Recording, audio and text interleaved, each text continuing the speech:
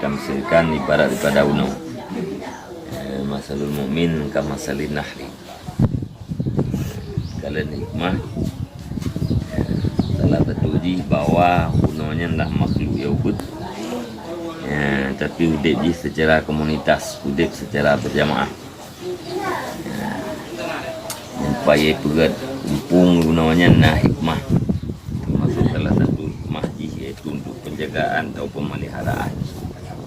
Yang langkah ramai-ramai unonya na pimpinan, na pimpinan uno. Artinya uno makhluk yang ubud tapi udip je secara berjamaah, taat kepada pimpinan.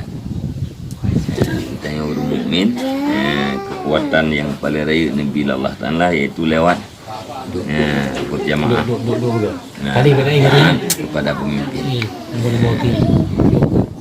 Kemudian unonya empat iaitu gampung, empat iaitu hana mati cabulan, hana mati bakai. Olehnya watak katrib hidup unonan dipulahi manfaat, iaitu madu, dia ubat bagi tubuh manusia, ubat yang sangat ampuh, sangat berjalan. Artinya Pak Yaidu hanya melarat, akan tetapi justru manfaat yang melahirkan.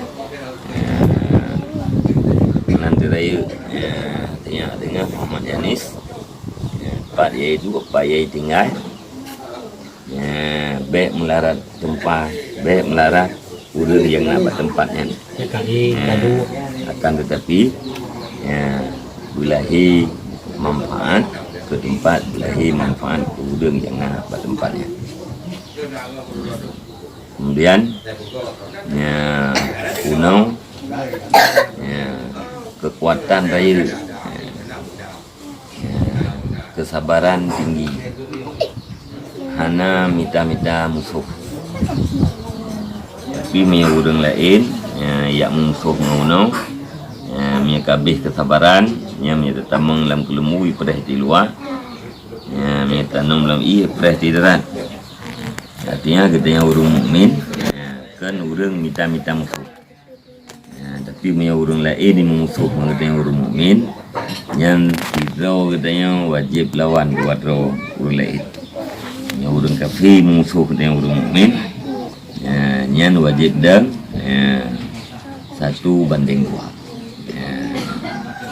Nan dari Muhammad Yani singa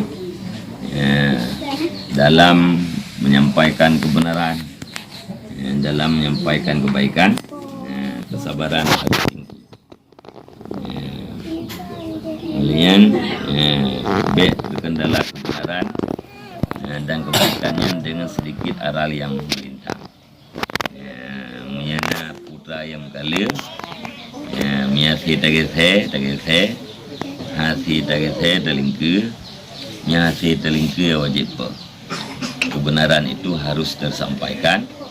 Anjir terkendala kebenaran hanya gara-gara sedikit halangan yang melintang.